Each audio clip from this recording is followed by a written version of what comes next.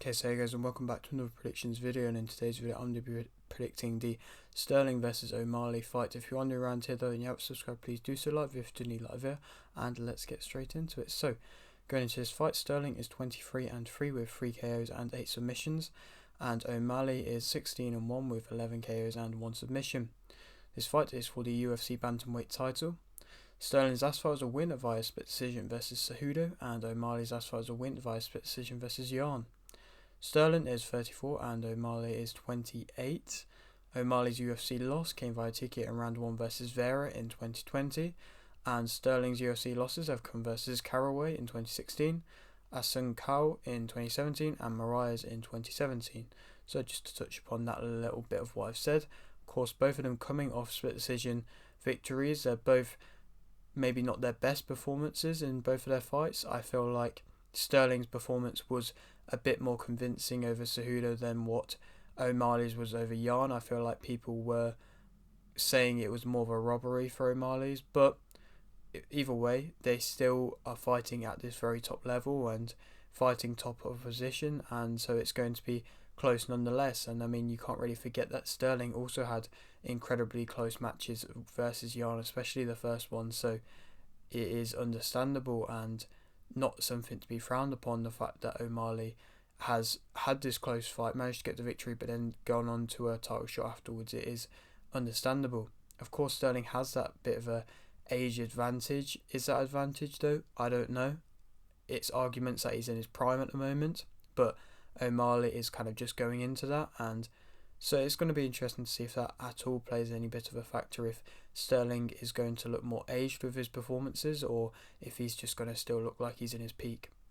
Also on this card though is Weili versus Lemos for the UFC strawweight title, in which I think Weili will win by submission in round 2. I think Weili is a more well-rounded fighter. I feel like she's been through these tougher tests than what Lemos is. I feel like she's had more success at the top level. Obviously this is Lemos's kind of big step up for her as of recent, and she's had losses in the past against lesser opponents, and she's not been probably as active as she would want to have been, and so I think Weili is at the end of the day just going to be too much and be able to get that submission in round 2.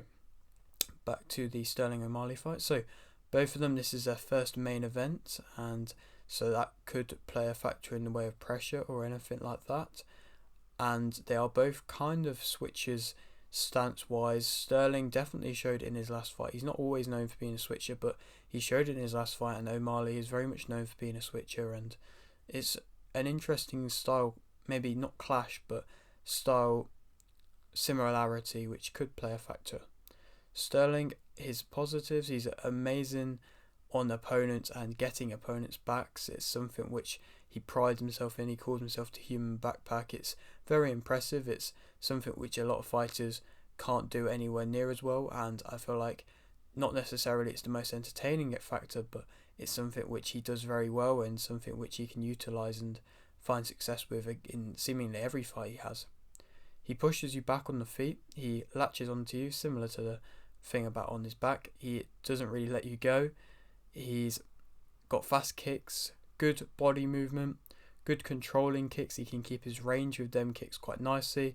He's got good knees to the body. He utilised the kicks and the knees very well against Cejudo, especially them snapping knees into the body. It was very impressive when he had him up against the cage, and that was where a lot of the power was coming from him, and he was straight on there with the pressure straight from the get-go, and I felt like it was nice to see that. You don't always necessarily see that with Sterling, but it was something which was refreshing and which was, in my opinion, necessary in that fight, and definitely could be necessary in this fight as well. And he didn't really seem to tire out too much, which was nice to see as well, and so I feel like he's definitely made and able now to be able to go that high pressure throughout the whole fight.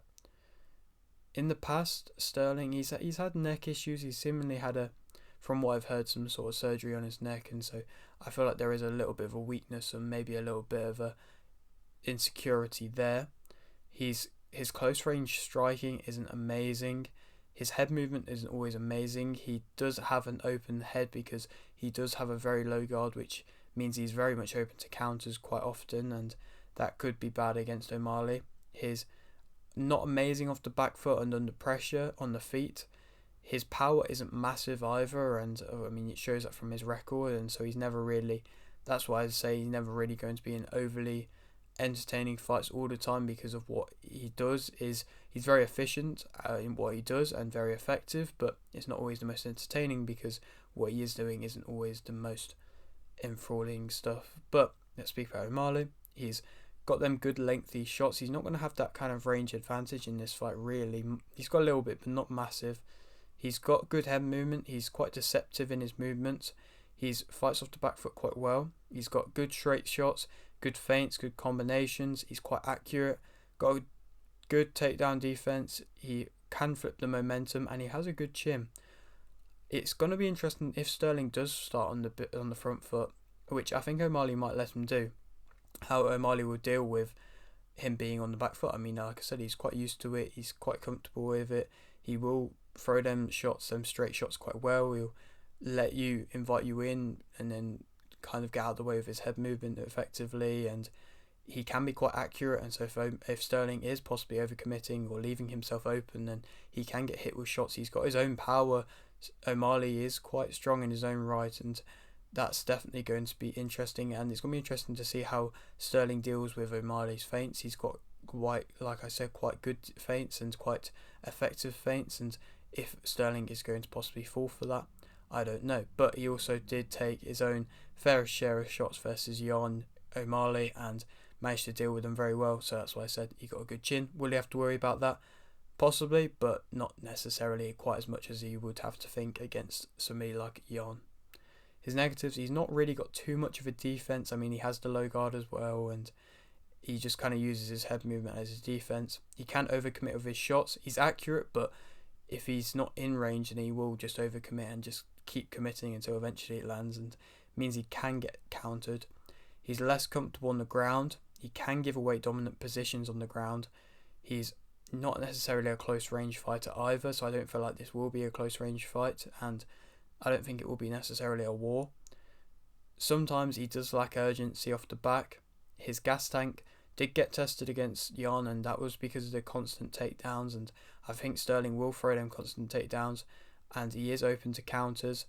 I don't really think them counters will be too much of a problem. I don't think Sterling's going to throw too many of them, but what I found interesting was O'Malley was giving away them dominant positions against Jan, and like I said, lacking that urgency at times, and I feel like Sterling could definitely capitalise on that on the back. And he's not got bad grappling or got bad submissions or anything like that, Sterling, but he's not necessarily as good as what Sterling is, and if he can't really afford to be giving away them dominant positions if he does get any against Sterling, and then because he's gonna find problems, and Sterling is definitely going to be able to find them openings, and that's what he wants to do.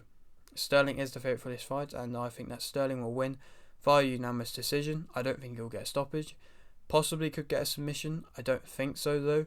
I think O'Malley will just be able to kind of do enough to be able to get out of it. I think it could be a dominant performance on the ground if Sterling keeps going and keeps attacking into the ground, and could tire him out like Jan did. And I mean, O'Malley was kind of tired out from them takedowns only in a 3-round fight. If it's a 5-round fight and Sterling is consistently doing it from the opening bell, then he could definitely find success. But O'Malley has his own ways of him being able to win. Like I said, on the feet is definitely ways for him to be able to pick his shots and be deceptive and find a way to win. But I think Sterling will win via unanimous decision.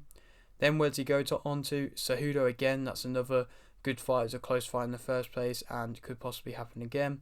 Dvalishvili is another good fight. I know he's friends with Sterling. Will it happen? I don't know. Possibly. Sandhagen, another good fight. He's on a bit of a run at the moment himself, and it would be nice to see him get a fight which he deserves, because he is giving a lot of fighters opportunities at the moment, and it would be nice to see him get an opportunity. But yeah, that is it for today's video. Hope you enjoyed. Like if you need, like this, subscribe if you're new, and thanks for watching.